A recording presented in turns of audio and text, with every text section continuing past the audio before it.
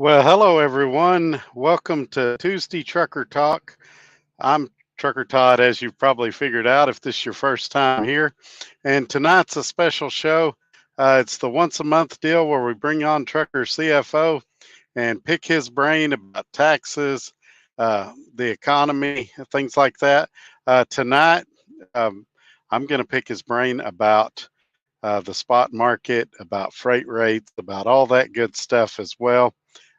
He turned me on to an article that was on freight waves and got a lot of good information out of there. And I hope you guys can hear me okay. We're already having technical issues. About 2 minutes before I was supposed to go on the air, internet went completely down. I'm currently using three phones in various capacities to get us to the stage where we're at right now. Before we bring him on, let me say hi to a few people. Like always, some of your questions, let's hold them. He's off. He's been at work all day, and I'm sure he's tired. So we'll focus on that stuff after he gets done. But let's see here. Red Raider, I'll get back with you on fuel economy later. Uh, no, it's normal time, 5 p.m. Central. Let's see. Michael is here. Glad y'all all could make it. Steve is here. Let's see who else. Right Way to Truck is here. My good friend Gary Cook is here. Good evening, Trucker Todd. I'm listening from the Petro in Atlanta. Wow, that's a place to be. And John Toohey is here. My good friend John Toohey. All right, let's not waste any other time. Let's jump right in. Let's get Trucker CFO in here. Before we do, is the audio sounding okay? Can everybody hear me okay? Because it's kind of cutting in and out on my end, and it may be the internet here. I don't know. I always seem to be in a terrible place on Tuesdays and Thursdays. Trucking with the Fly Rabbits here, James, and F8 Trucking is here. Good evening, everyone. Glad y'all could make it. Also, I don't know. I forgot to ask him today. We'll ask him about some other stuff too, and upcoming events and things like that, and see if he has any more information he wants to share yet. Let's see. John says he's doing good, and man, they're coming too fast. All right, it's cutting out a little bit. Daryl says, hopefully it'll get better as the show progresses. Here is Trucker CFO for Technical Tuesday. That's what I should have named this show. Hey, how's it going, man? Hey, good. How are you? I think when I talked to you yesterday, you were in Western Montana. Where are you at today? I am in northern Washington in a little place called Pasco, Washington, and I'm trying to get. I don't have you in my ears yet, but maybe I'll get you. Okay. Pasco, Washington. That makes sense why your service is probably not the best. Yeah, it the whole week got screwed up because I had a load the other day that canceled for all reasons they couldn't find the pickup number. So they're like, we got two of them here. We know one of them's yours, but we don't have the correct pickup number. So you can't have either one of them. Yeah. So how's your week been? It's been pretty okay. Just got back from a little family vacation. The last 13 years or so, we've been going, the four of us, my wife and two kids, have been going to a place in southeast Idaho. It's kind of, for those that know that area, it's about 30 minutes kind of southeast of Pocatello, Idaho, a place called Lava Hot Springs. You got to say it right. Lava, not lava. Lava Hot Springs. But it's just a little place. We take the fifth wheel up there, spend a couple days, do the pools, the hot pools, restaurants, just relax, have some fun. It was good. Wow, that does sound like fun. I need to get adopted into your family. You go into all the cool vacations.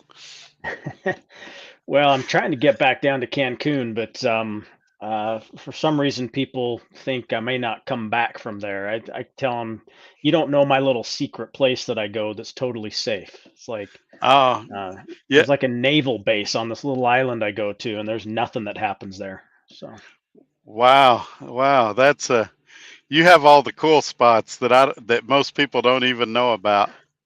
Yeah, it's fun. I like getting out and traveling a bit and getting up into the mountains and hunting and camping and riding side by sides. And anyway, that's what I do Yeah, when I'm not working.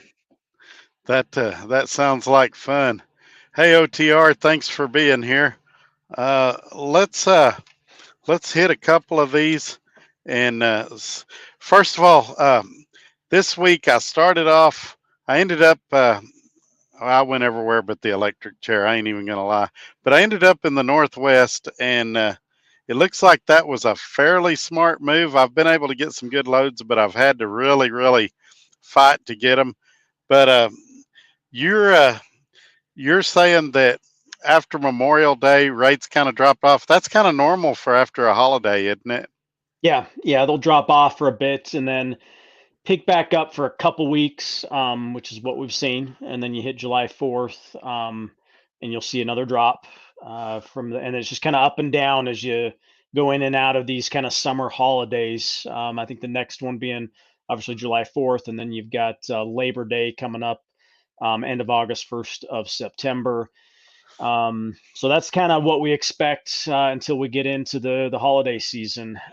Just in terms of the general economy, everything that I'm reading and listening to for the first half of the year, everybody was kind of quoting or saying that we were going to see a recession come Q3 of this year. And the reason for that are the rate increases that we're seeing the Fed do. We obviously have seen a number of those throughout this year. And I think what's happening is those rate increases are not having the impact that the Fed was hoping it would have in terms of kind of simmering down the overall economy. It's kind of strange when you think about it that they want to actually kind of put a dent in the economy, but that is what they're hoping for when they issue these rate increases, is to kind of scale it back a bit. And the reason for that is they got to get prices back in under control. We've seen some decrease in inflation, but if you don't understand what that means, that's a little bit misleading to say that inflation is down. It doesn't mean that you're going to see prices coming back down. It just means that they're increasing at a slower rate.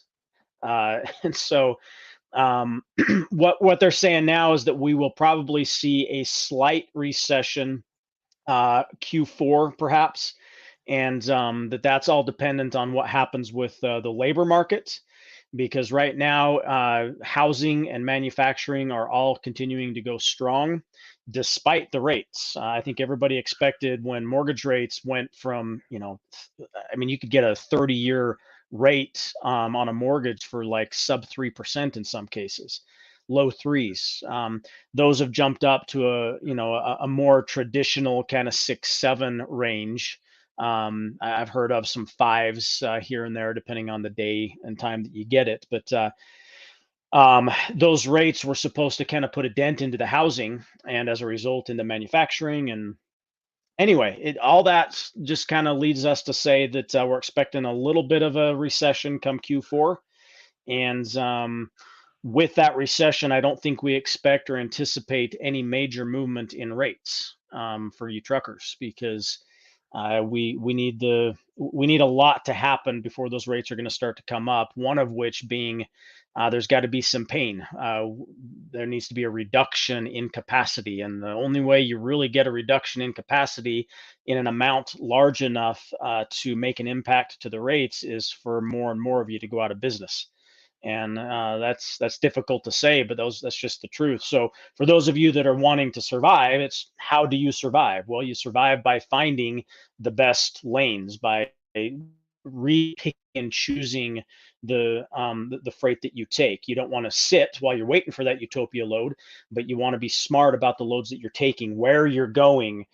Make sure you're getting into markets that you're not going to then have to deadhead, 1,000 miles to get out of that market. Things of that nature. You need every load to pay. I don't think I'm saying much of anything that you guys don't already know, but the best way to do that is to really know your numbers, check this type of data, have a source for this type of data on a regular basis, and that's going to go a long way towards helping you.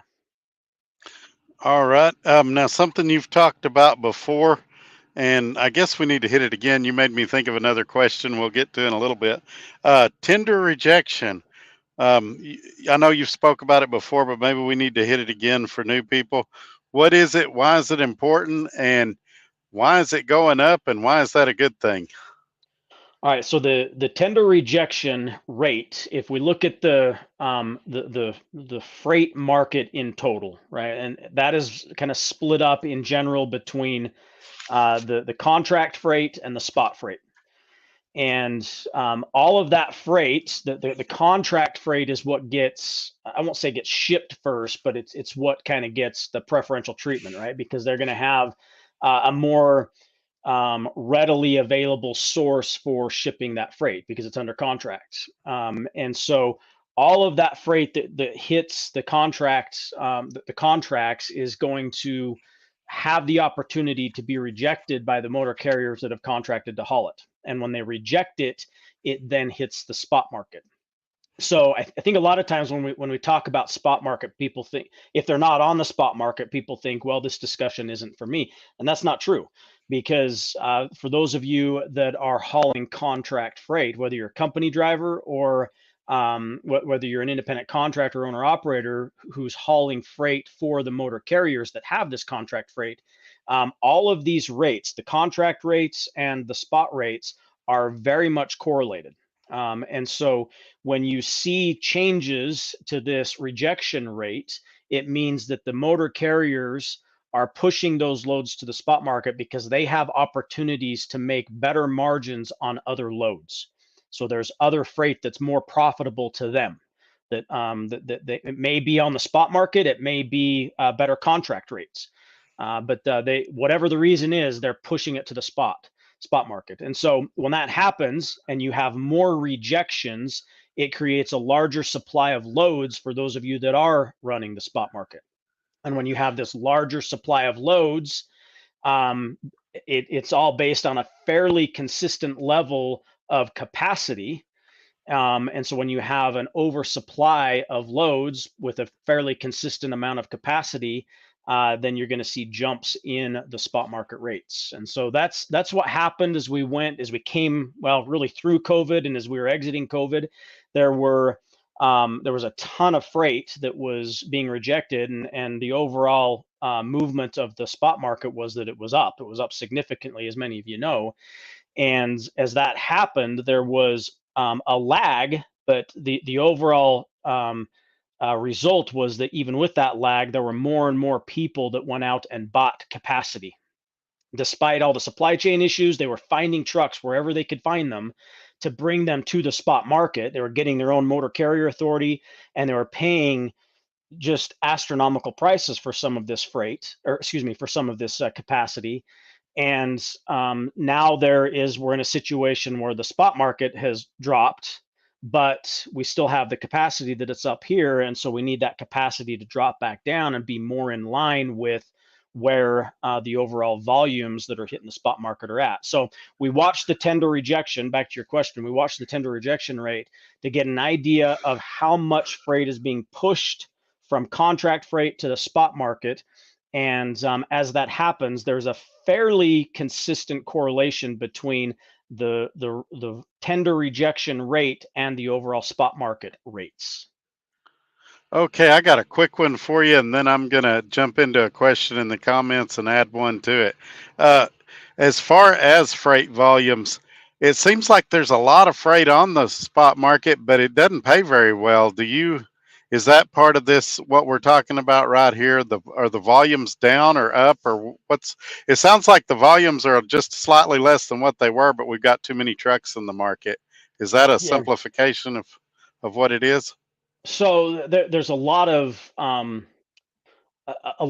opinions on what's going on right now with spot rates. Like I say, that usually it's fairly correlated between the tender rejection rate. And what we're seeing is the tender rejection rate is coming up slightly. Like if you look at it in terms of the last 3-4 years, you're going to think, well, it's not really coming up. It's still way low, and that's true. It is really low, but still, with the amounts of increase we're seeing in the tender rejection rate, a lot of people are wondering why are the spot rates not following suit. And I think there's a number of reasons as to why that could be.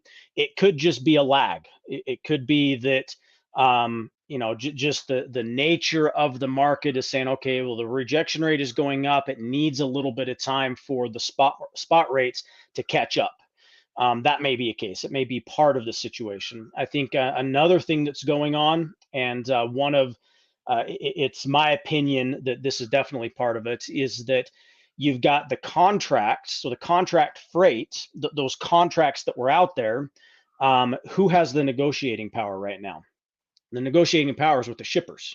And so they are renegotiating their contracts with the motor carriers, and they are getting lower and lower rates. And so I think the contract rates, as they come down and as the terms change on that, although you have more motor carriers pushing freight from the contract to the spot market, it's not having the overall impact that we want it to have, because it's really just kind of one bad rate for another bad rate, so to speak.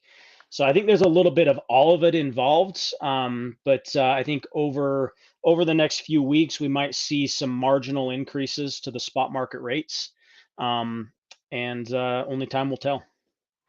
All righty. This next comment, Florida's a weird state. It used to be that you could get a decent rate going into Florida, but you were going to get hammered coming out. Now you can't even get a decent rate going into Florida. It's like $1.30, $1.40 a mile if you're lucky. I saw some this morning that were $1.12 a mile. And Slipdog here is saying Florida's growing fast, good economy here, feeling the increase in inflation. Is inflation why the rates going into Florida have tanked so bad? Hard to say. I don't know how much inflation plays into the overall rates. I mean, it definitely is going to have an impact, but I think Florida overall, if you factor in COVID and what was going on with COVID, Florida was one of the states that stayed open, right? There was still a lot economically going on in Florida through COVID. And so you had more opportunities for better rates going into Florida. And because of that, there were more opportunities for freight to come out of Florida. People were willing to pay more. It's just overall rates were way, way better. And I think what you're seeing with Florida is a return to more normalcy. I guess is the best way I could put it. You're going to see rates perhaps in line with what the overall rates are going into Florida, but you're gonna be in a situation where you got a deadhead out, and to find anything of substance to for your next load. I see. I want to remind everybody this is Trucker CFO. He has a tax and accounting business. I use him personally. His information's in the ticker. If you want more information, they're already closed now. Give them a call tomorrow morning. Write the number down and check them out. Also, if you guys, I know we're talking about spot market and the economy, but if you guys got any tax questions, throw them up there and we'll get them squeezed in as well. Red Raiders having to leave us. All right, man, be careful out there. But his information's in that blue ticker at the bottom of the screen, as well as mine if you need to get a hold of me. The other thing that we should talk about here is you say that the right now, like, let me think how I want to say this. The last few months, it seems like flatbed did the best, and reefer kind of did the second best, and dry van was kind of the worst of the three. Now it seems like it's kind of flipped a little bit, and flatbed's going down, reefer's kind of dead, and dry van's going to be where you want to be. I was shocked at the rate you told me, though. $1.64 a mile is the average rate right now for dry van. Is that correct? Yeah, it's that was the. I'll pull up the current rate. That was as of a week ago, but it hasn't changed much. And yes, the flatbeds are just getting hammered right now. In fact, for the first time, as we look at these graphs, dry van and reefers have been trending below the 5-year average in terms of their overall rates. Flatbed had remained above the 5-year average until just recently. So it's not that dry van and reefers have had this significant increase. It's that I think the flatbeds are kind of starting to take their turn, so to speak, of the downturn in overall rates, and they'll continue to get hit. Also, in terms of the overall spread of freights, the South is going to be a good area. Everything I'm seeing says that kind of Texas over through Georgia, South Carolina, anything in between there, and then perhaps with a gap from Texas as you make your way over to California is decent for flatbed. But overall, the rest of the country is pretty crappy. I mean, let's be real, it's all crappy right now. If your comparison is to where things were at a year ago, year and a half ago, everything is crap. But you got to find a silver lining in all of this. And right now, if you are hauling flatbed, the best place to be, the best rate you're going to be is in those areas that I just talked about. All righty. And this was one I wanted to ask you about. Contract to spot market spread.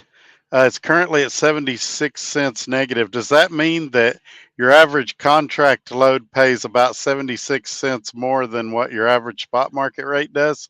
Yeah, and the updated graph on that this week has that at 78 cents. And you're exactly right. It's saying that the average spot load is going to be 78 cents less per mile than the average contract loads. And um, some of what we expect to happen is to see that gap decrease as more and more of these contracts come up for renegotiation.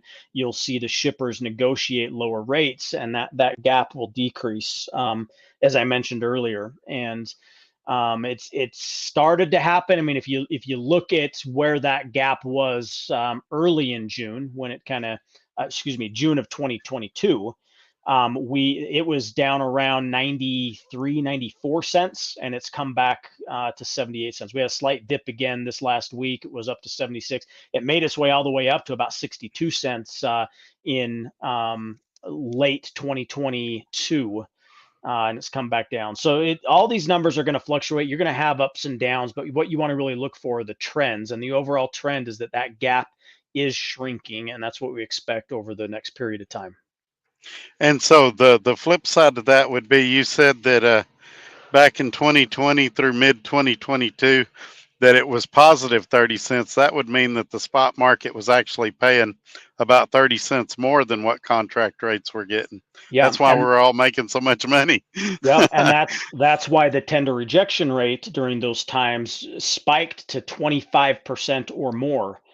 So if you think about it, at that time in June of 2020 through June of 2022, your tender rejection rate was as high as one of every four loads, contract loads, was rejected because they could get better rates on the spot market. Whereas now it's about 3 to 4 of every 100.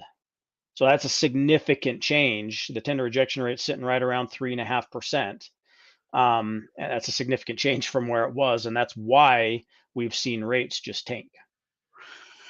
All righty, and then something we all love to gripe about: diesel prices are actually down.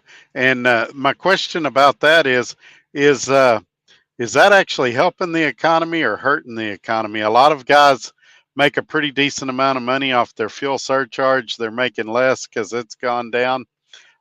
People with diesel vehicles tend to travel less, but now they may be traveling more. What is the diesel prices?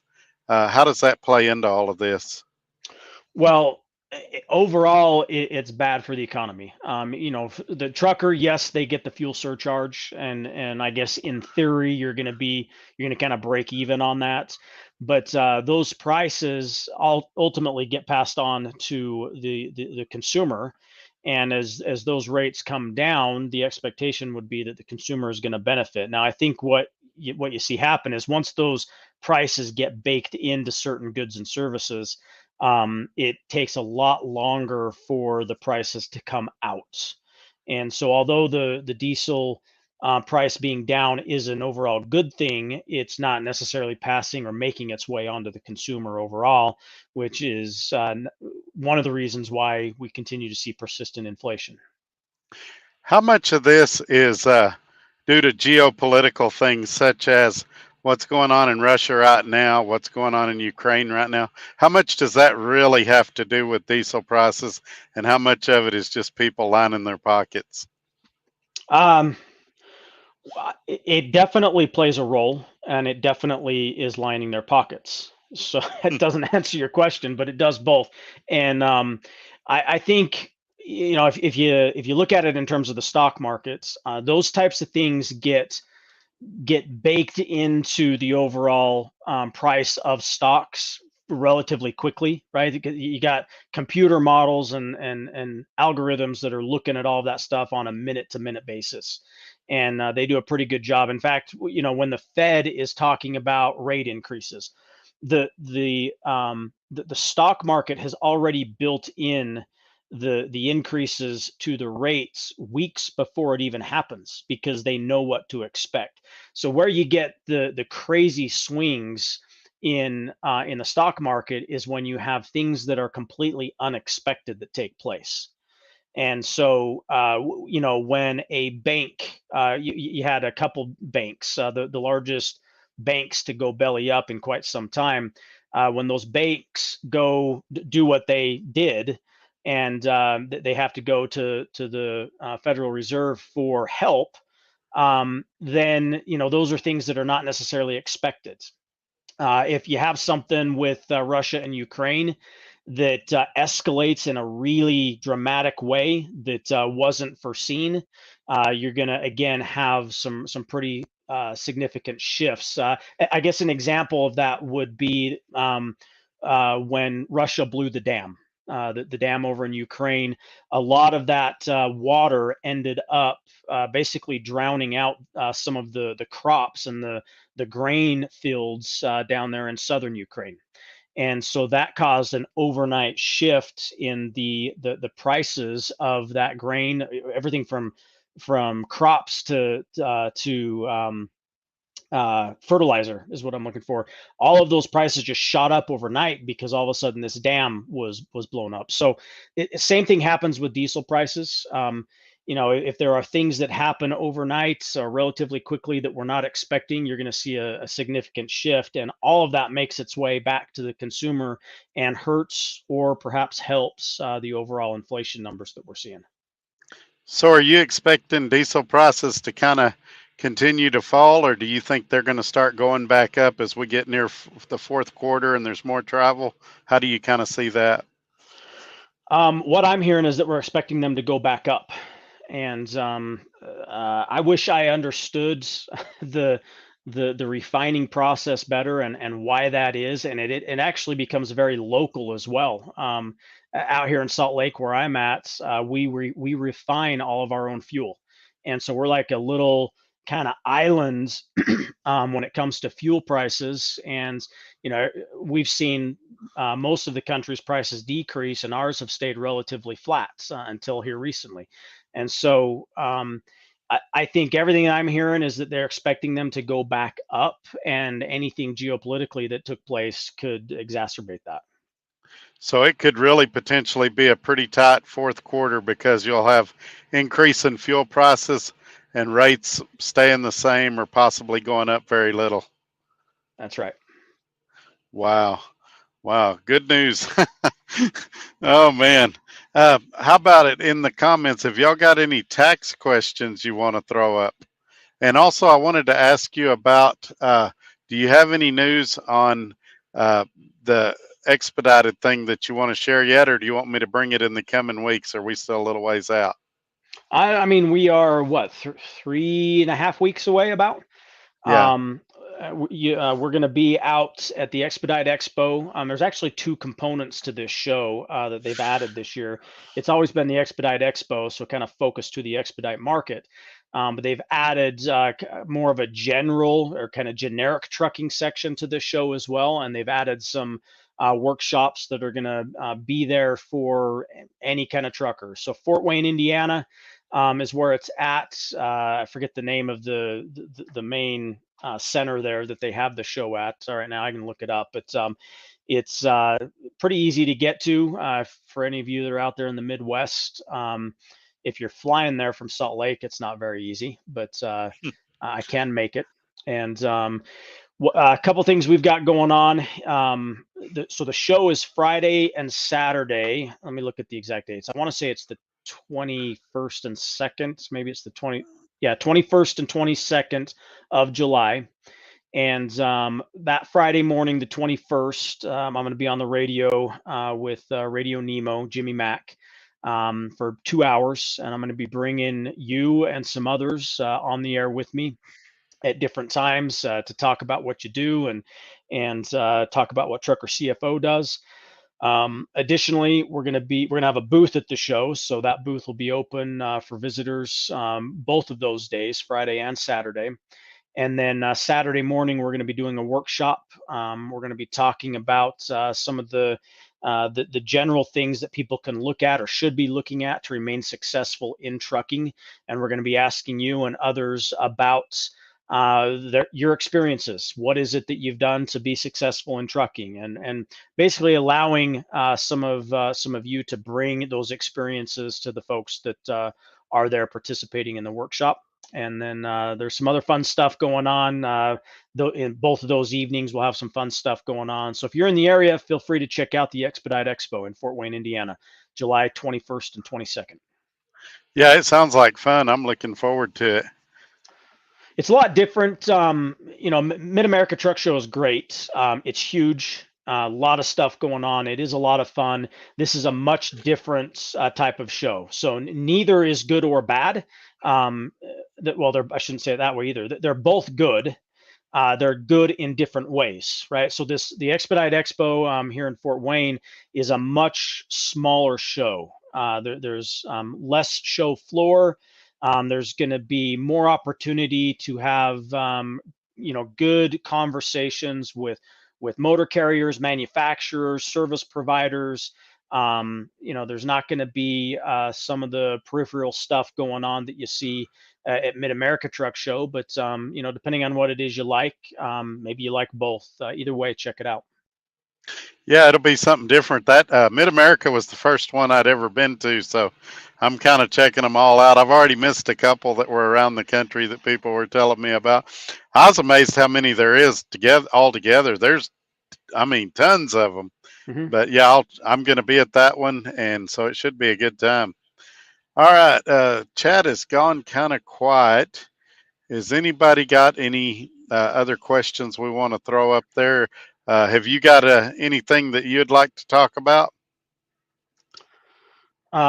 So Kathleen just said, and I don't know if this is why maybe chat has gone quiet, but she says she's not able to add a comment on the chat. So I don't know if you've got something. She can hear us, but she's not able to make a comment. That is weird. No, I don't think she's a moderator, so nobody's blocked her or anything. What's it say when she tries? Not sure. You still have comments coming through though? Oh yeah. I'm okay. They're just saying hi. One they're talking about trailers. Somebody send a comment. Let's see if I send a comment, if it goes through.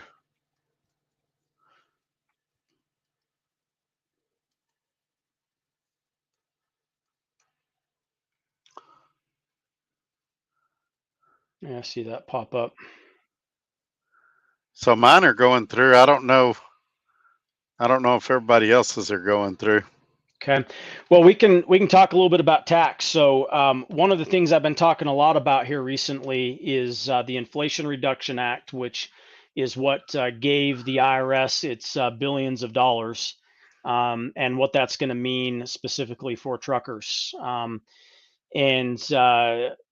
I think one of the things that this has been in the news, is people, listen to their various sources of news. You get kind of a difference of opinion as to what's happening. You also had the debt ceiling negotiations that peeled some of that money back from the Inflation Reduction Act. And so the different houses, the Democrats, the Republicans, they spin things to kind of match their talking points, right? And so staying neutral in that conversation and looking at what exactly is going on. and kind of taken the spin out. The IRS, with the Inflation Reduction Act, got about $90 billion. Question is, what are they going to do with that $90 billion? Well, a lot of it is going to go towards audits, enforcement, making sure people pay what they're supposed to pay in taxes. And then with the debt ceiling negotiations, a lot of what you heard was, well, we were able to peel a lot of that money back.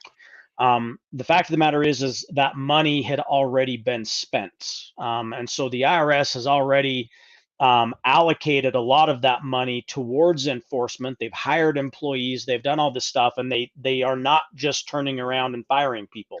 And so, excuse me, so although they have less money to work with, they still are going to be doing a lot in the way of enforcement. So for those of you that have tax issues, haven't, maybe it means you haven't filed, maybe you owe the IRS a bunch of money. The fact of the matter is, you're better off right now attacking those issues, getting them taken care of, rather than waiting for the IRS to come after you. There's many thousands of additional employees that have been hired.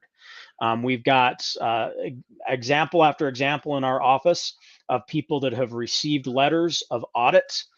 Some of these are correspondent audits where they just have to send in certain things. Others have been on-site audits. And so the best thing to do is get in front of these problems, tackle them head on, and don't wait for the IRS to send you that letter. If you need some help talking about that and just getting an understanding of what maybe you're looking at, definitely give us a call and we can help out on that front and try and give you a plan that's going to help you get in front of this before the IRS forces your hand. I had a guy you just made me remember something. I had a guy the other day that was saying he felt like if the Republicans got back in the White House, that it would be easier to solve his tax debt. That's not going to have, who's in office is not going to have a big impact on what kind of deal he can work with the IRS, is it? Not unless they pass new legislation. Okay, so what you hear from the Republicans is like McCarthy, and I'm not going to, we can talk politics all day long. I'd love to do it, but I don't think this is the format for it. So, the McCarthy came in, and his thing was, we are going to repeal the funding for the IRS day one, and they did that day one. They put out a bill, and it got passed in the House that essentially repealed all of that money that the IRS got from the Inflation Reduction Act. The problem is with that, the other side of the story, so to speak, is there's a whole nother house. It's called the Senate, and they have to pass it as well.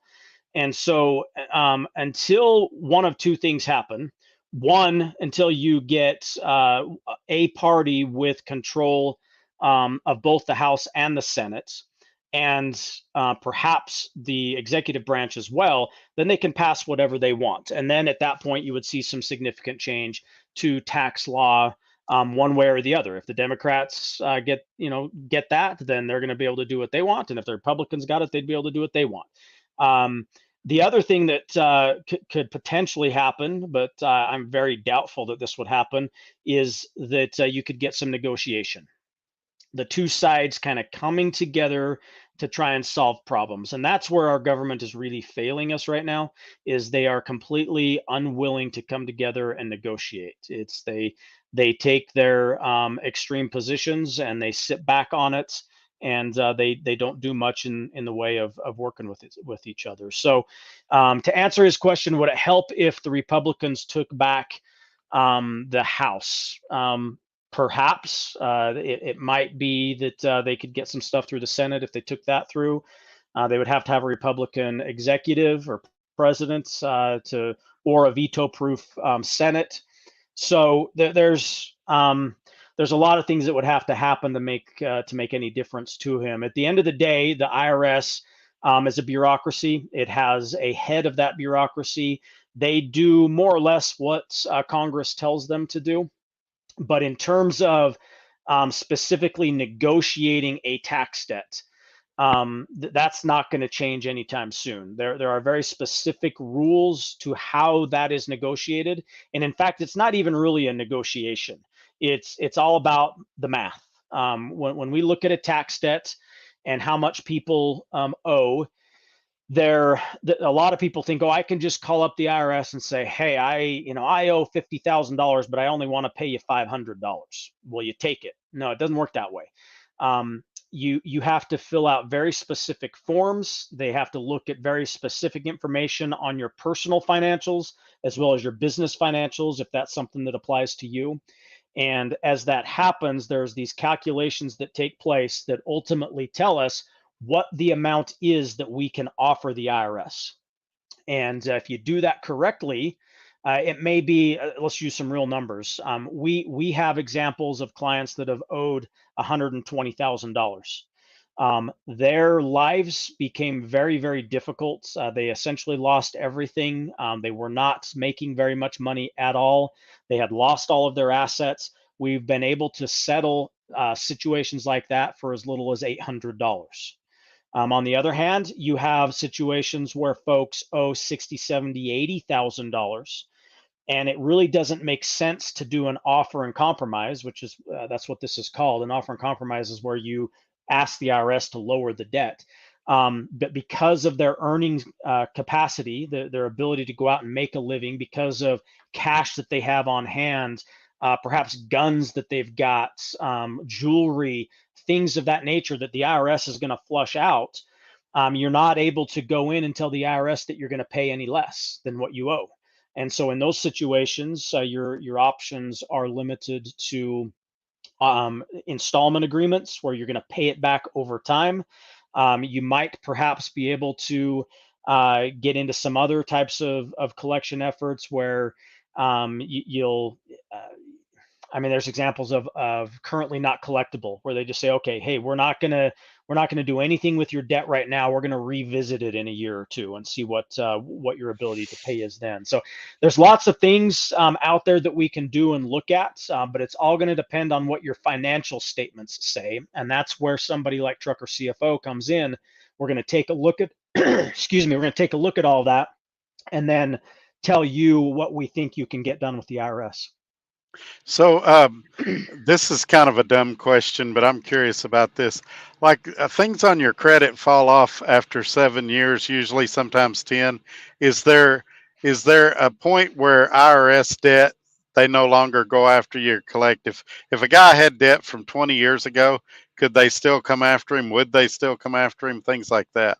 Absolutely. There are statutes of limitations that apply to your tax debts. And in fact, there are situations, we have many examples of people that had tens of thousands of dollars of tax debt for a given year. So let's say we look at this over a 7-year period, and maybe their total tax liability is $250,000 for those 7 years. And the seventh year might be a $40, $50, $60,000 tax liability. Rather than going in and making an offer to the IRS to set up some other type of plan, maybe it's an offer, maybe it's an installment agreement, we just sit back, because the minute we talk to the IRS and open up negotiations to enter into some type of formal agreement, those statutes of limitations are told, meaning they're extended. And so we have situations where we look at people, we follow these statutes, and we look at their tax debt. And it may be, if we just hold tight, don't do anything, which kind of goes against what I normally say, but if we just hold back and not do anything, perhaps a $60,000 or $70,000 liability is just going to disappear, and the IRS can't do anything about it once that date passes. So we definitely look at that, and yes, absolutely, they will fall off. After 7 years of no contact. Well, I use 7 years as an example. There are many reasons why a statute of limitations might be extended, but generally the statute is going to be based on the date from which you file your tax return, and then there's other things that can happen that cause those dates to change. So another good reason to contact Trucker CFO, because it can get really muddy, and it's best to have somebody that knows how to navigate through the mud of the IRS. Yeah, and don't plan on your statutes expiring. As I said, the IRS has hired thousands of employees to start looking at this stuff more and more. And if you're just rolling the dice that your debt from a year ago or 2 years ago is going to expire, the IRS has plenty of time to get caught up on that. Now, if you've got one that's maybe 6 months or a year, 12 months away from expiring, we might hold off. But if you're inside anything inside of that 1 to 2 year expiration time frame, we're gonna say, hey, we really got to roll this into whatever plan we're gonna take. I got to put Gary's comment up because I'm curious about this as well too. Says he's got a friend that was able to file bankruptcy against the IRS and was able to get his tax debt wiped out. I didn't think you could do that. It depends on the tax debts. Generally speaking, your income tax debt is eligible to be included in bankruptcy. If you are an employer and you have payroll tax debts, those payroll tax debts are not going to be eligible to be bailed out in a bankruptcy. So, and there's other things that plays into that. Your bankruptcy attorneys can help with that. But when it comes to actually negotiating with the IRS, that's where we come into play. And if you have a bankruptcy, also, if there's certain things we look at with pending bankruptcies and bankruptcies that have not been discharged, where we will hold off on any further negotiation with the IRS. But to clear the air here, these commercials you hear with these tax deals that charge you $1 million, and they say, "Oh, this guy owed 300,000 and he settled for $75 or whatever." That guy was probably in really, really bad shape to get that deal, wasn't he? You pretty much, if you've got a debt like that and you're settling it for literally pennies on the dollar, your life has to be pretty messed up financially. These are separate from bankruptcy, right? Bankruptcy can just, in certain circumstances, just wipe it completely out. They'll roll the bankruptcy into certain types of bankruptcy payment plans, where a judge will determine how much you're going to have to pay back. There's all kinds of situations that can happen there with the bankruptcy. But overall, you listen, when it comes to those commercials that you see where they talk about a 50,000, if you owe the IRS $50,000 or more, there is a very specific reason why they are marketing it to people that owe $50,000 or more. Without going into all the details, there are rules within the IRS guidelines about the amounts of debt that you have and what you can and cannot do. And so these companies are looking for those debts of $50,000 or more because of these specific guidelines and rules within the IRS. And so what happens is when you call into a place like that because you saw their commercial on cable TV or Sirius XM radio, you're getting a salesperson. And that salesperson is they're gonna make a commission off of what you pay. And more often than not, you're not gonna get out of there without giving them up front probably $3,000. And they don't even know yet what you need.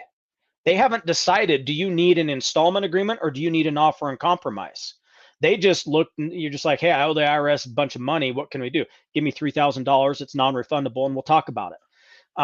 That's not the way we work at Trucker CFO. We're going to evaluate what your situation is. We may bill you a couple $100 to pull some transcripts, do a compliance check, and put a plan together. And then we're going to bill you based off of what it is that you need done. So I tell people all the time, do not throw money at these national firms that are advertising on cable TV and Sirius XM. There's a reason why they have to bill you minimum $3,000. It's because they're paying an arm and a leg to advertise on those platforms. We don't do that, so we do it much differently. If you've already put money into those types of platforms, stop. Don't give them any more money. You may not hear from them for months, if not years, and you'll be wondering what's going on. Consider it a sunk cost. Give us a call, and we'll put an actual plan together for you to get your IRS tax debt taken care of. That's what's crazy. You could give one of those companies $3,000 to $5,000, and there's no guarantee that they accomplish anything, that they lower your tax debt. You might just end up on a payment plan, but you've just spent $3,000 to $5,000 extra for a payment plan. a payment plan that we probably would have charged is somewhere between, again, keep in mind, these are people that owe $50,000 or more. A payment plan that we may have charged somewhere between $750 to $1,500 to resolve for you. And you've dropped $3,000 minimum. We've got examples of people that have put in $10, $12, $15,000 into these companies and zero results. They still don't know what's going on. So my recommendation is don't do that. Give us a call. We know truckers. We know tax resolution. We're going to take care of it for you. Wow, that's crazy. And they're popping up like crazy. I could name 6 or 8 of them right off the top of my head. It must not be a high barrier to entry. Like they all seem like they just popped up overnight. I mean, you got to have certain credentials to be able to work with the IRS, and you've got to know how this works with the IRS. And then you've just got to get a whole bunch of money to be able to advertise on those platforms, or you do it like we do it. Yeah. Here's another one for you. How long should a person hold on to their prior tax filings? I heard that you should hold on to them at least 10 years. Is that correct? Generally, no, you don't need to hold on to them for 10 years. If you are doing everything by the book, and you know, you're not filing late, you're not doing anything of that nature, 3 years is generally plenty. If you want to be safe rather than sorry, do 5. A lot of people do 7. 7 years is the reason you hear 7 years is because of the way some of these dates and the filing statutes work. A lot of people say, well, you got to go back 7. But like I say, if you're doing everything you're supposed to do and you're filing on time, there's no reason you need to go any more than 3 years. Okay. All right. What else have you guys got? Anything else y'all want to throw up there? We're coming up to almost the hour mark. We're at 52 minutes. Again, we're with Trucker CFO. He's talked about the market, and now he's answering tax questions. We've got Kathleen in the chat, or we had her a minute ago. She left a comment. She's also from time to time answering comments in the chat. So if I take too long to get to you, maybe she'll grab you. But go ahead and put your questions up. And it seems kind of slow tonight. If it is, we may cut him loose here pretty quick. I'm sure he's after his vacation and everything. He's probably tired and got a lot of things to do. It is in terms of taxes. It's kind of the slow season, right? We are in June. We're a couple months now past the tax deadline. Folks are not really thinking about it. Less going on. We're past the second quarter estimated tax deadline, so it's just kind of it's our slow season, I guess you could say, for tax preparations purposes. And we always like to tell people that. Especially if you're an owner operator, you need to change your mindset. There's never a time that you shouldn't be thinking about taxes. Not that you should stress about it all the time, but you want to stay on top of things. You want to be asking the right questions. You want to do things so that when you get to, January, February, March, you're not scrambling to get things in place, and then it really does become stressful. So it's a good time to kind of rethink maybe the way you're handling your books, handling your tax preparation process. And we're happy to answer any of those questions and get folks on the straight and narrow. I did have somebody ask me something, and I had forgot about this question. I got to start writing this stuff down. A guy is with that other company that we're not going to mention their name, the 4-letter word, and he wants to know how big of a deal it would be to switch over to you guys, as far as what information does he need to get from that other provider when he calls you? Is there a printout or a specific form he needs to get from them to make it easy on you?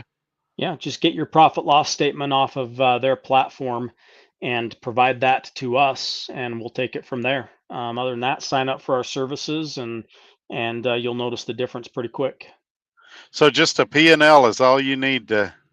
Yeah, just the P&L for current year. Yes, we would recommend that you make sure you have copies of your prior year tax returns, so that we can have those. But other than that, yeah, just get us your current P&L.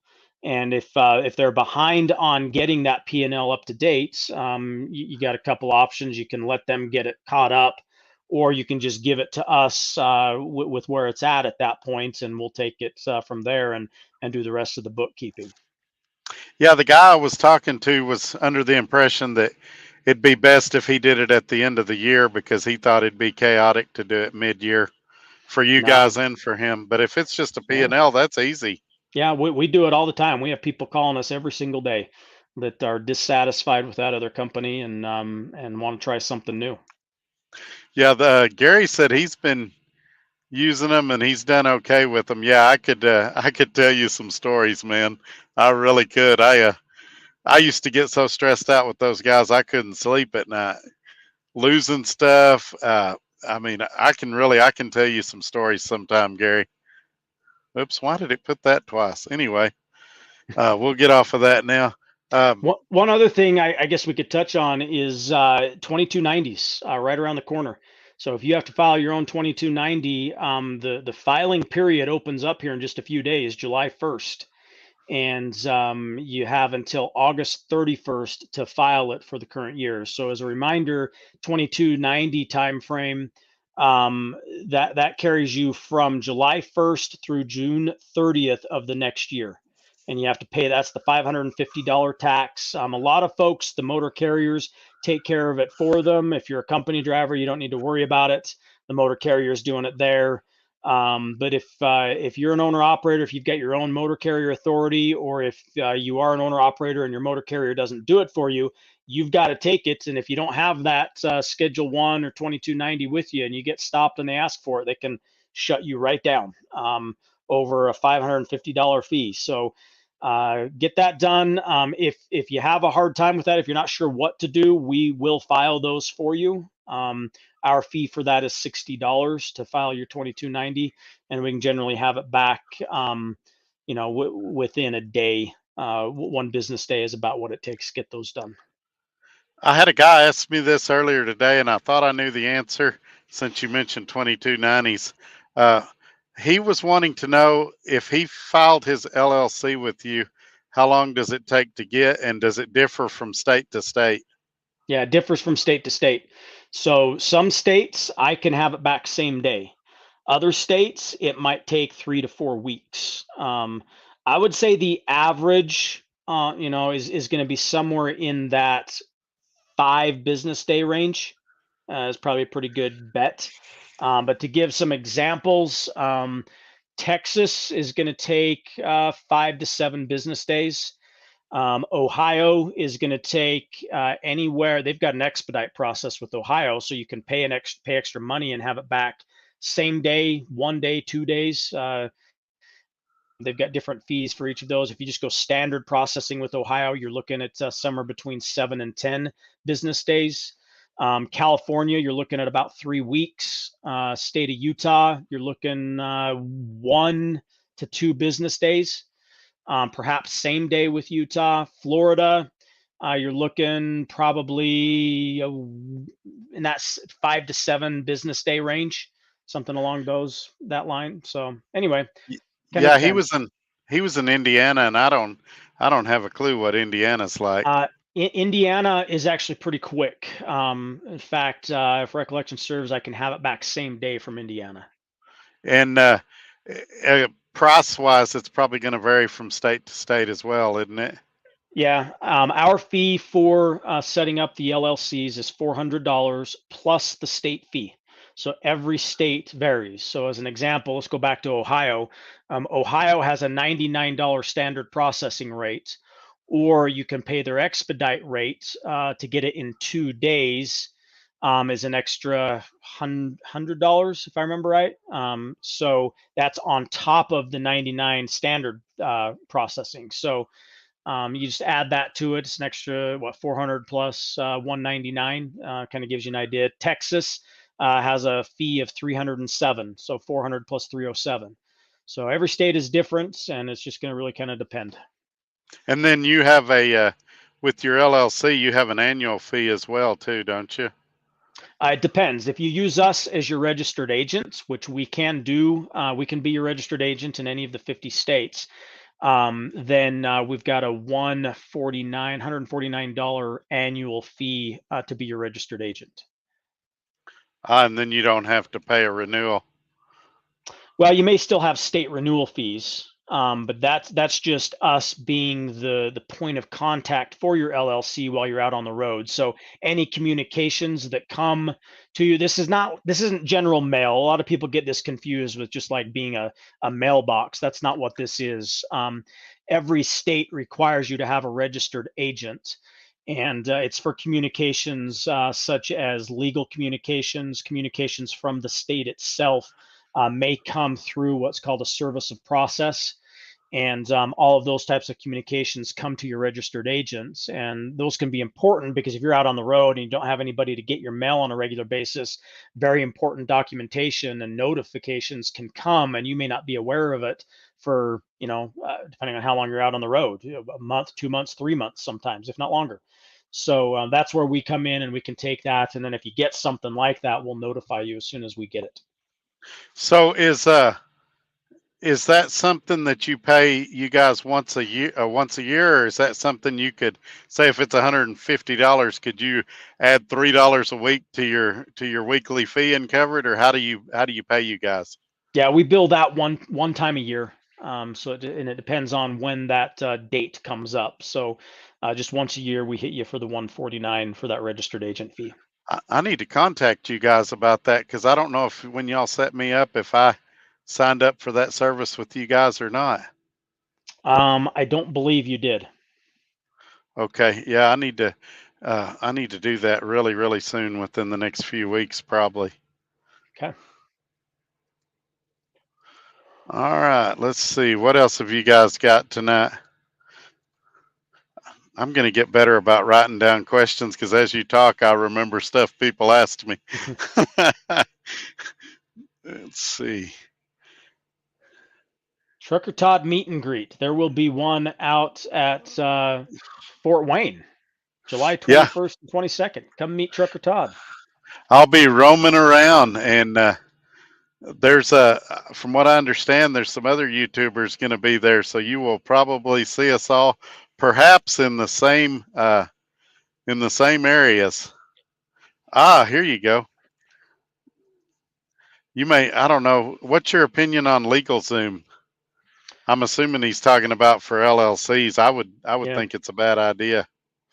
Well, listen, price wise, it's not really any different than what we charge. And I've seen some okay stuff done there. What happens is folks that, because so much of it is automated, like you're filling out an online form and you are relying on your own knowledge to get that done. And so it's very easy for you to answer a question incorrectly and not realize it. And yes, there are resources through LegalZoom that would allow you to ask those questions, but you don't know what you don't know. And so we see all the time where people have used that and other resources to set up their LLC, or maybe they went to the state direct and things are messed up. And there are very common but very important mistakes that are made. And we want to make sure that those don't happen, because if they do happen, it can get expensive to get them corrected.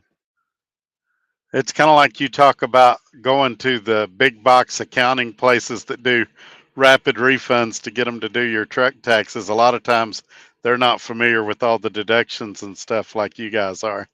Yeah, let me just give you a quick example. When it comes to getting your EIN, with that solution and others like it, you simply fill out a form and you say, okay, what do you want the name of your LLC to be? And oftentimes people will leave off the LLC, and that becomes very important. We will get EIN letters that come to us, and the name on the EIN, which comes on what's called an SS4 from the IRS, the name on the SS4 will show, let's just use Trucker Todd, right? It'll show Trucker Todd. But yet with the state of Texas, it would be Trucker Todd LLC. And when those names don't match, it can cause some problems with motor carriers when you lease on with them, when you go to get financing. There's all kinds of problems just simply by leaving off LLC. And there's lots of other examples like that. And so the solution to that is you have to give me a call. We have to contact the IRS. We have to get a change made to the name. And we're charging you money to do that, right? So you don't want to pay more money than you need to. So just get it done right in the first place. Wanted to ask you about that too. Change of address on an LLC. How big of a deal, how hard of a deal is it to do, and what's something like that cost to do? We're looking at maybe buying a house or something, and we're curious about what the address change will run. So change of address, there's two components to it. There's the state side and there's the federal side. With the federal side, there's two ways you can do it. There is an actual change of address form that you can fill out and send off to the IRS, and it'll take care of it. Alternatively, you can just file your next tax return with the updated address, and the IRS will update your address that way without a need to send in the other form. You're not required to do it with the form. You can just do it with your tax return. With the state, that's a little bit different. You need to actually update the information. Some states have an annual report process. For example, Florida, where you're filling out an annual report and you're providing that information each and every single year. Many other states don't. And so if you have a change of address, you need to get with the state and update that address for your entity that is set up with the particular state. Is that something we need to hire you for, or is that a website we go to, or how big of a deal is that? Every state is different, and some states it's really simple, others it's not. I would say if you're not able to figure it out, just give us a call and we'll do it for you. Oh, okay. All righty. Well, we're at almost a minute or an hour and 10. If we don't have anything else, we'll probably cut it loose here pretty quick. Have you got anything else that you want to cover? So just give us a call. We want to see more of you sign up. I know a lot of you have questions. A lot of you are, perhaps shy in terms of asking those types of questions, and I get it. When it comes to taxes and your personal financial information, you don't necessarily want to throw it out onto a forum like this, or perhaps some of your peers may know who you are. So give us a call. There's a number of different ways you can contact us. We've got a chat feature through our websites. You can call in, you can email us, and we're happy to answer those questions in a more private setting. And I would always recommend that folks sign up for our accounting and tax service. But if you've already got a good accounting platform, you can definitely use us for just taxes, whatever the case may be. But we're here to help. We help a lot of truckers and we save them a lot of money. Again, you don't know what you don't know. And it's not as simple as the way a lot of folks just make it seem. So reach on out to us and we're happy to have that conversation. I'm kicking myself because I waited till January 1st to sign up with you guys. If I'd have known all I had to do was send you a P&L, I would have signed up last year. But all right, man. Well, thanks for coming in, and I'll talk to you tomorrow. Have a good night. All right. Talk to you tomorrow. Bye. All righty. That was Trucker CFO. I always like when he comes on. He's a blast, and he really has helped me a lot with taxes and getting my mind straight on what I need to do from financial. He's even talked me out of doing some decorative things to my truck that we're all guilty of. I found this. I'm just going to tell y'all real quick, and then we'll go into some of the stuff y'all wanted to ask me about. I found this company when I was at Matt's that makes an emblem that goes over like your Kenworth emblem, your Mack emblem, whatever kind of truck you got. And you could make it say like Trucker Todd, or, I mean, they do all kinds of cool stuff. And I thought, man, that'd look cool, but it's like $250, $300. And he's like, if it don't make you money, you don't need it. And so he's convinced me of that. I have not bought one, but it is a constant struggle in my life. But just a lot of cool stuff like that. But yeah, the LLC, I remember when he was talking about it. I remember the phone call. where he called me and was asking me about if we wanted to put LLC on the end and the exact name and all of that. And so, those are things. Could I have got online and done it myself? Maybe, but I'd have probably screwed something up. And I saved myself a lot of time and a lot of headache by just letting a professional take care of it. As for somebody asked about my truck fuel economy, it really depends on the load. And I mean, really depends on the load. I've got anywhere from 7.5 to about 11.2, depending on the load, where I'm at, how fast I'm going. For example, this last load that I hauled, I did terrible. It was basically a break even, and I know the owner of the company's watching. He's going to say, "Oh, you made 300 and something dollars on the load." I really didn't, because I bought 300 and something dollars in diesel with cash, and so it's about a break even deal. But I finished the load with a half a tank, so I guess technically I did make money, but it was like uphill the whole way, and I mean real hills, and it was super heavy. It was chickpeas or chickpea beans, or I'm not sure what the proper terminology is, but anyway, it was super heavy, super uphill, and again, can't be mad at anybody. I negotiated the rate, I booked the load, but I may not do too many more of those loads. But anyway, loving the truck, loving the pack car. I ain't gonna lie to you. You can tell it's a little less power than a Cummins, but you can also tell the fuel economy is a little better. And so there's trade-offs. It's at 455 horsepower, and I saw on YouTube they can turn it up to, like, I think it's 505 or 515. And I don't know if that's something I'll do or not. We may look at that at some point. But right now, fuel economy is where it's at until the rates get up, like Trucker CFO was talking about. And I think I'll just leave things like they are.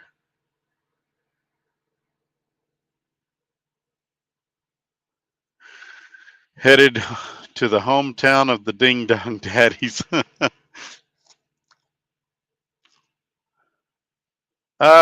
When am I revealing the new company? I don't know. That's a super question. I did reveal it to one guy today. He was looking for a job, and I knew him pretty well. And after a pretty lengthy discussion, I put him and the owner in contact, and they talked.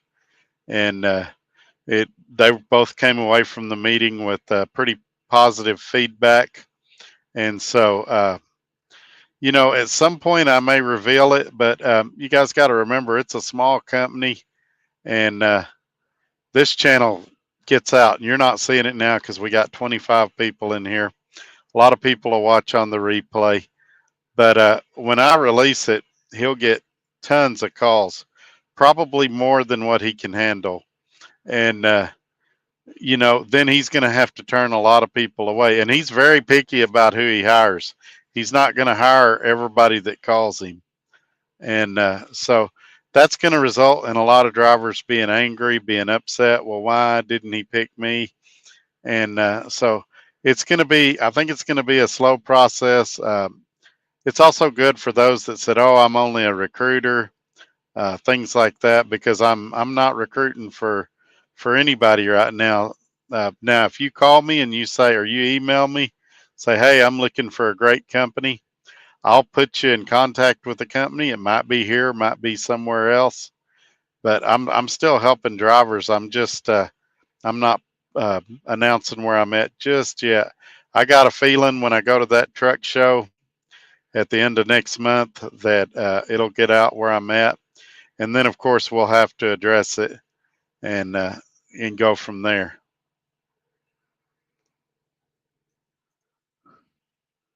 I miss some of the people at Swift. There were some problems at Swift. The load board was not as they advertised it to me when I hired on there, and they were going through a changing period when I was there. So the first 6 or 7 months I was there was a lot different than the last 3 or 4 months I was there. And but yeah, I miss some of the people. Michelle was great to work with. My OOC is what they call them in Oklahoma City was awesome. Probably one of the best I've ever worked with. And so, yeah, there's things about Swift I miss. Would I ever go back to Swift? I've learned to never say never. But right now, I'm pretty happy doing what I'm doing. Okay, good deal, Speed Shifter. Right there in the ticker, uh, his number is going to roll across, and I'll put it in the comments here too. And just reach out to him tomorrow. I believe this number goes straight to him. Tell him that you saw us on here tonight, and he'll work with you. If you have to leave him a voicemail, he's excellent about calling you back. It may take him a little bit, and and but he will call you back. I'm waiting for the number to come up so I can finish typing it out. 308.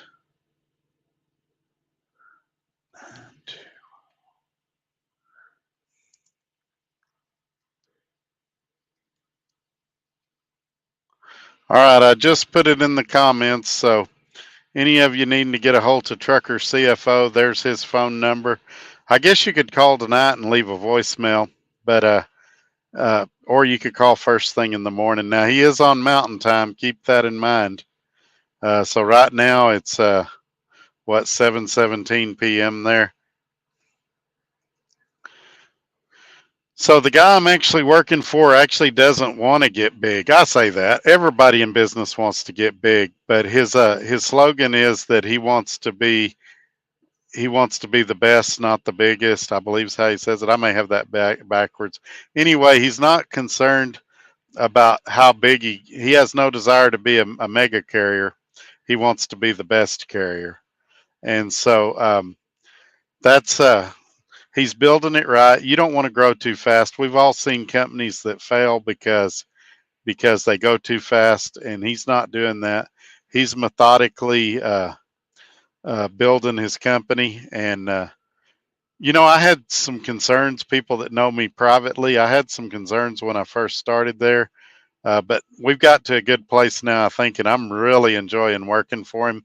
It's honestly very difficult not to get on here and announce the company and say how great it is and all that, because I don't want to come across as bragging or look at me, I'm doing something you can't do or nothing like that.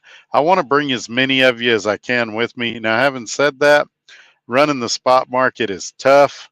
Having your own truck that's not a lease purchase, because he doesn't do lease purchase, is tough. So most of you, when you call me, I'm going to try to talk you out of it.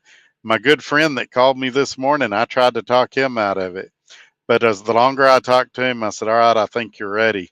And then when I referred him to the owner's like, hey, this is a pretty good guy. I want to talk to him some more, but I like him so far. And so that's what I'd say about that. It's definitely different than when you dispatch yourself.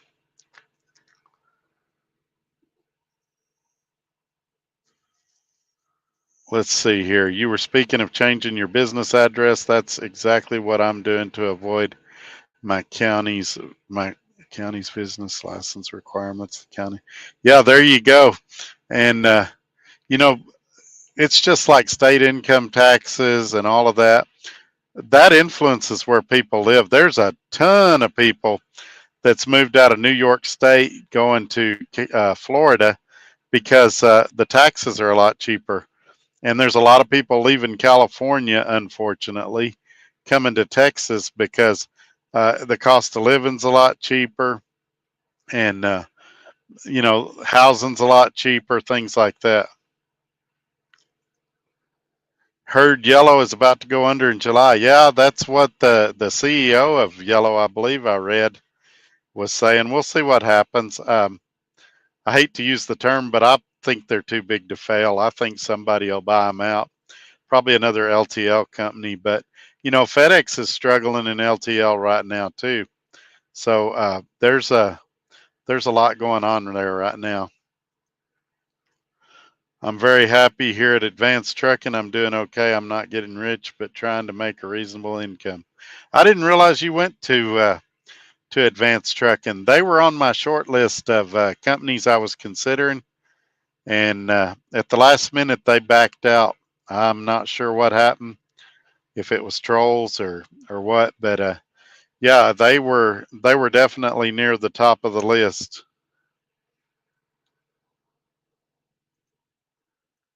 No, the government will bail yellow out their union. Yeah, you might be right about that. It especially if they do it right now, it's going to be more favorable to them than if they do it when a Republican's in office. But we'll see. We'll see. Let's see. Did I miss any other questions that people asked me? Nope, not yet. I just about 5 minutes ago I gave a pretty lengthy explanation of why I haven't released that yet. If you just back the video up about 5 minutes, you can see that.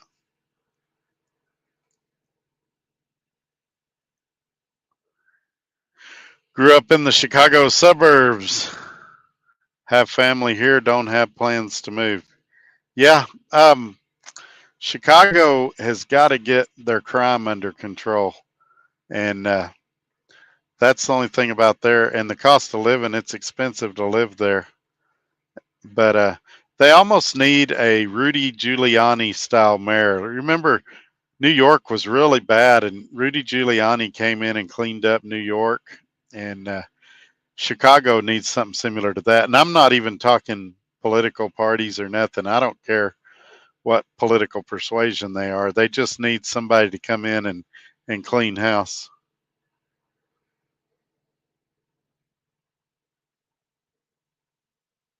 You ever thought about food service, Trucker Todd? Uh, Typically, when I think about food service, it's me going to eat somewhere. I'm too fat and old to be unloading trailers. Right there in Lubbock, we've got tons of opportunity for that. There's McLean's there. There's U.S. Foods there. But I'm 50 years old. I'm too old to be unloading trailers and too clumsy. I'd end up falling or something. I like what I'm doing, and I like going around the country, meeting everybody. I like picking my own loads. I like negotiating my own rates. I like having my own truck. If the owner called me tomorrow and said, "This ain't working, Todd," I still got my truck. It's not a lease purchase where he's saying, "Bring the truck back to the yard and I'll get you a bus ticket home." Now, I'd have to remove the ELD. I'd have to remove the decals, and I'd be really disappointed. I'm at a really good place right now. And you guys, we all know at some point I'm going to say where it's at and I'm going to give you all the details, but I'm in a really good situation right now. And so I'm not looking at doing anything else. Do I wish rates were a little better? Absolutely. But guess what? When they're $4 a mile, I'll wish they were a little better. And I wish fuel was a little cheaper, but even if it was $1 a gallon, I would still wish it was cheaper. Joe Banana said, yes, he did. Yep, the secret is out. Just for those that ever get a truck title, if you have an LLC, check with your local on transferring a title. Put the title. Yeah, so the Volvo I had, the one I wrecked, it was actually in my personal legal name because it was right before I got the LLC. And I mean like a week or two before I got the LLC. But this new one, the Kenworth I'm in now, it's under Trucker Todd LLC, and so I mean I'm gonna drive this truck till the wheels fall off of it, and then I'm gonna try to put them back on and drive it a little longer. But probably the next truck I buy after this, I'll upgrade. Remember, vertical moves. I'll probably go to a dealership and get something a little nicer. Uh, the owner of the company I work for drives a really nice Volvo, and I wouldn't mind having a truck like that. But I'm very happy with this Kenworth. I think I'm more of a Kenworth, or I'm really a Peterbilt guy, but man, they want all the money in the world for those trucks. And I'm not talking about a hood. The hoods don't get the fuel economy you need. I found out that Swift said they was reporting me to DAC 3 months ago, and I checked with HireRight, and they said nothing on my DAC. What were they going to report you for, Brian?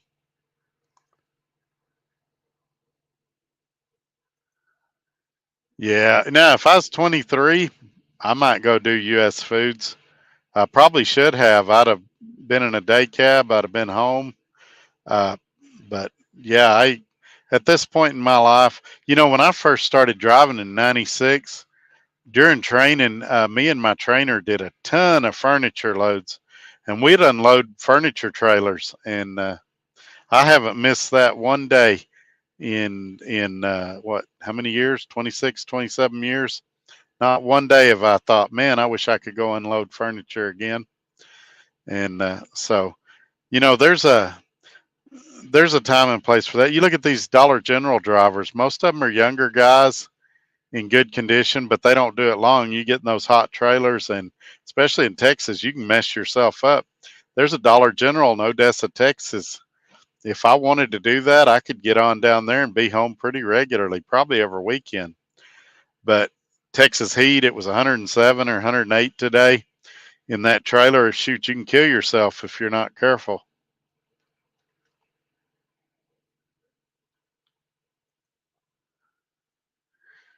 Yeah, I think we all go through that. I've quit a couple of times myself, and I always find myself back in the seat. The thing is, um, you come out here and you make decent money as much as you gripe about it, and then you go home and you find a job where you make 600 a week, 500 a week, something like that, and you go, "Why am I doing this? I used to make this in one day, or I used to make this in 2 days." And so it's really hard to go back to a regular job. Now, when I sold cars, I'd have months where I made more money than I do driving a truck, but I also had months where I nearly starved to death. And so they call it feast to famine, and this is more steady, and that's what I need at this point in my life is just steady income. I really got behind that month and a half I wasn't working.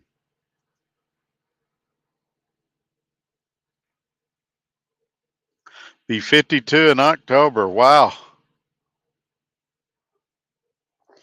Joe says he was talking about Rudy.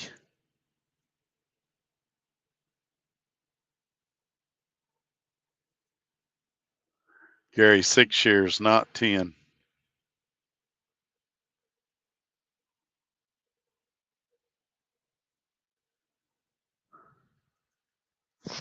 They was going to report me for 4 incidents. Ah, I remember that now. I remember you telling me about that.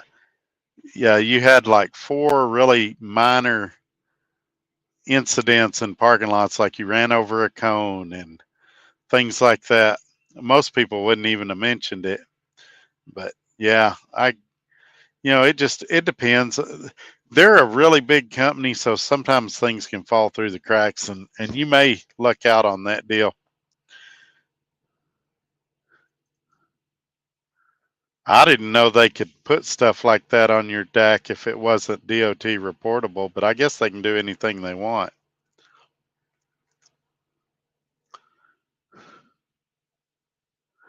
All right, folks, I appreciate everybody being here, but we're getting down to 20 people, so we may wrap this up very soon.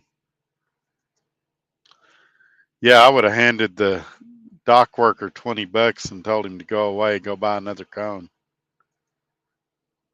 Yeah, it was really minor stuff. One of them was he was backing up and he backed over a little orange cone on the way to a dock, and they wrote an incident report on it. And he had a couple others. One or two of them was kind of, maybe this is a deal, but it wasn't. It wasn't like he went out and did something terrible. I'm doing great, my friend. How are you? I've got a load that picks up in the morning going to Montana. I believe it picks up at 8 in the morning. I don't have my notebook back here. So I'm just hanging out with you guys. Um, we'll do the normal routine after this ends. I'll be on the phone for a little bit and then I'll go to bed as quick as I can because I'm old and I got to get up early in the morning. And I'm not a morning person, as some of you know. Here lately, I've been getting up early. I was up at 6 a.m. this morning, and the last couple of mornings, it's just worked out where I needed to get up early. The morning before, I was up at 6:30 in the morning uh, because my load had canceled, and I knew I needed to get on the load boards and find a load quick before all the good stuff was gone.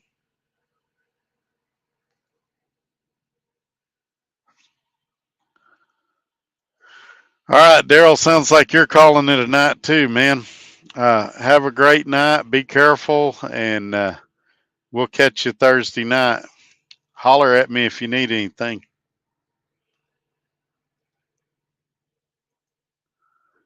Joe's saying good night to you.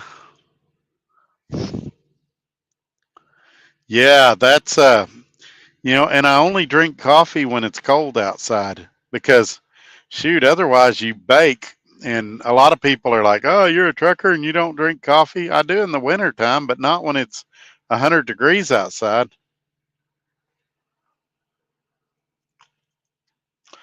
Well, depending on where you're at and how you're going, we may cross paths. I'm about 5 miles from where I pick up my load tomorrow, and then I'll be heading over to Montana. I just left Montana. I seem to be stuck in the Northwest, and then I'm going to do whatever I have to do to get out of the Northwest, even if I have to take a load that's a little less paying than what I normally would. I get paid after each load.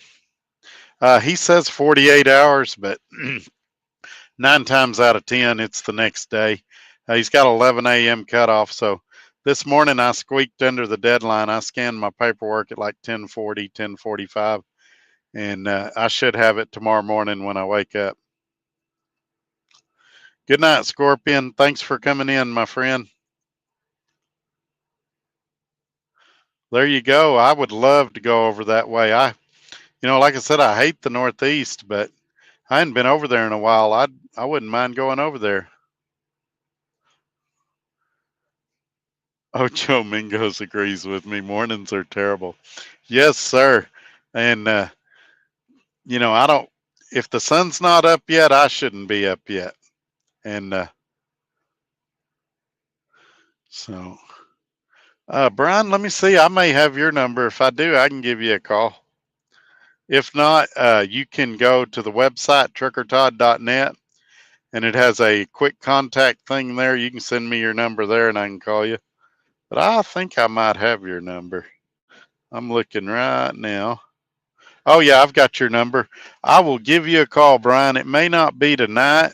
It might be tomorrow. It might be tonight. We'll see how busy the phones are after I end this.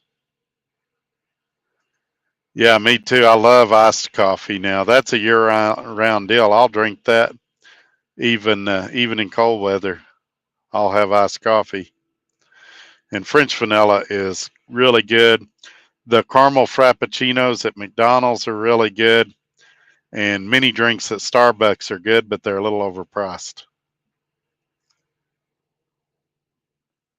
Carolina Southern 939 is your truck. Oh, that's cool. I did my truck number, the area code for where I live, because some of my stuff will say Trucker Todd 806, so my truck number is actually 806.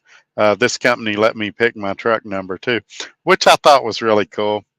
And then I saw one cool yesterday when I was getting fuel. It was 321, and I thought, well, that'd be a pretty cool truck number too, because it would kind of refer back to like the countdown that's at the start of these videos or something. But most people can remember the 806 pretty well also. I was trying to come up with something that's easy to remember, and I didn't want it to be 100 digits long. Yeah, yeah.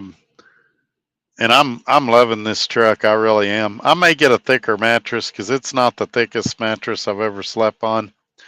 But man, I mean, I've got one in storage that's really nice, but I'm not sure I want to use one that's been sitting in storage a couple of years. I may want to throw it out and just go buy one. But if you get a good one at the truck stops, they're about $600. And I've got a guy in Phoenix. If I could ever get a load to Phoenix, he'll sell me a really good one for about $250. And so I just got to decide what I want to do.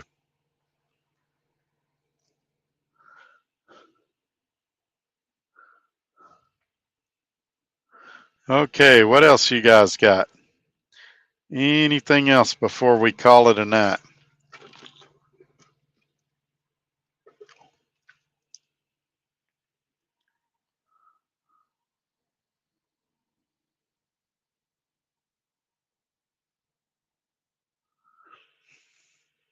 Okay, somebody's asking about the fuel discount card, and I may make a recorded video about that.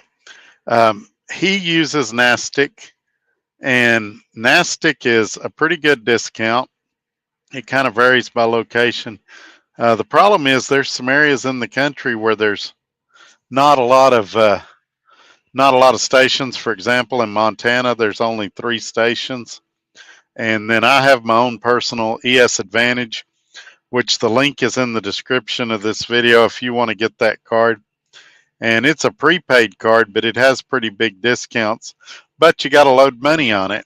And so there's pros and cons to both. The ES Advantage has more locations, and it's usually a penny or two cheaper on fuel. But the Nastic is company card, so I don't have to load any money on it. And you just got to kind of make sure that you end up at one of their fuel stops.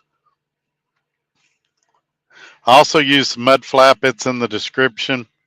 I don't use them a lot, but every once in a while, you'll be at a mom and pop place and need to get a little fuel, and they're pretty cheap for stuff like that. And so, yeah, I kind of do a combo thing. I look at fuel on several places and try to get it just as cheap as I can. Here, since I started with this company, I've been using that Nastic fuel card a lot just because I got to build my cash reserves up. And believe it or not, they're still not built up. Seems like as soon as I get money in the bank, it's gone. But it's a process. It takes time. It took about 6 weeks to get me in this financial shape. And so it'll probably take me 3 or 4 weeks to get out of this financial shape.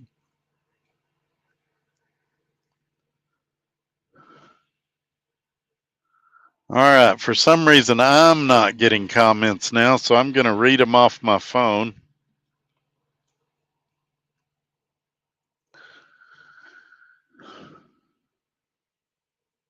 Let's see.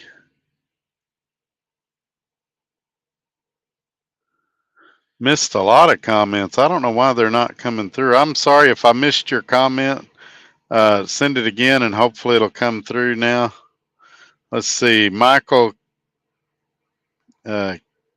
says, Mr. Todd came through your hometown a little while ago. Lubbock's actually not my hometown, but it's where I live now. But yeah, I was there a few days ago, but I just spent the night there and came right back out. I picked up my pre-pass, and I needed to get some pills at the pharmacy, and then I was back on the road again.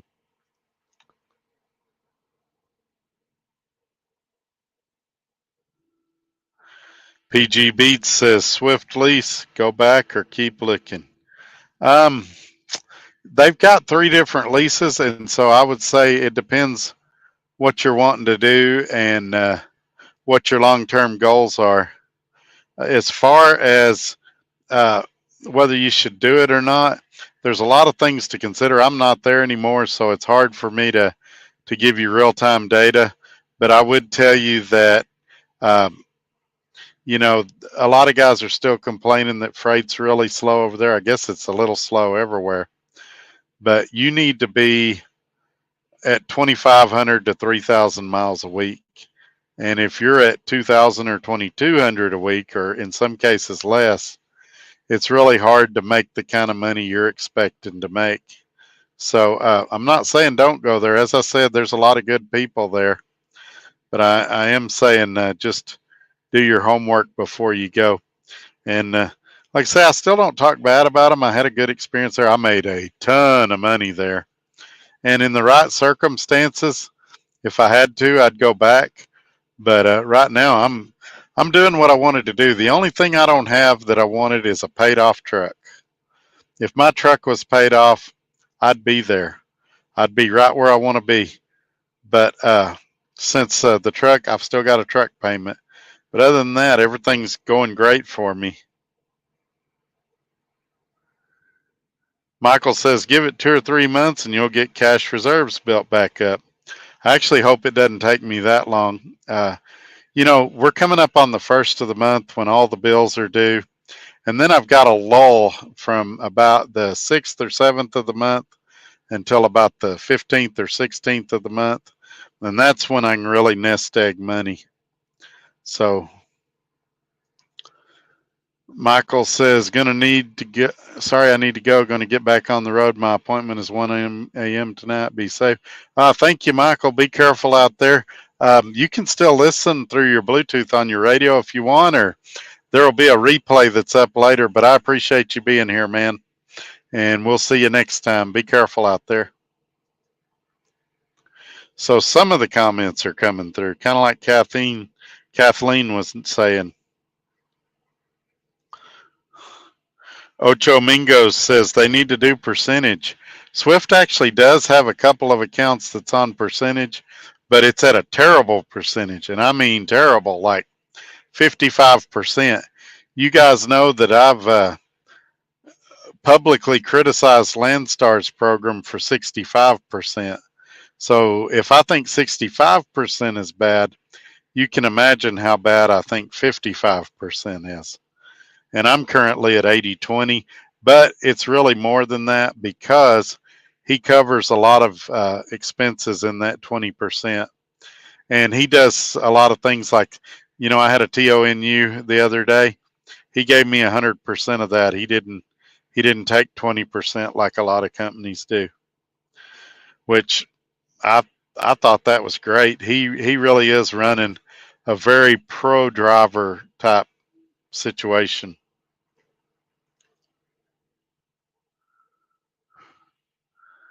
Thank you, Greg Kelly. He says he made it in late, but he's glad he's here. He's glad to see I'm doing well.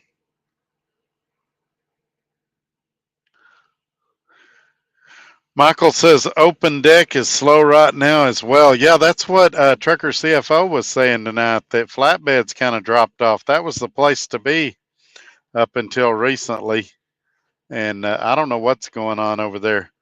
And reefers dropped off too. Everybody went to reefer saying, well, everybody's got to eat.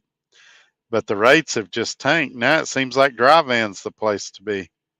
The thing to do is save as much money as you can. And what goes around comes around. They all have their moments in the sun. And if you've got some money saved up, you can kind of live until your moment in the sun swings around again. Now that accident really, really hit me. I lost a ton of money. And so it's gonna take me a little while to build back up. And if I had a really big breakdown right now, I could be done. I could be forced into another lease purchase. And it wouldn't be by choice. I want to keep doing this, and I do have a warranty on the truck. But if I broke down, they said it's going to take a month to fix your truck.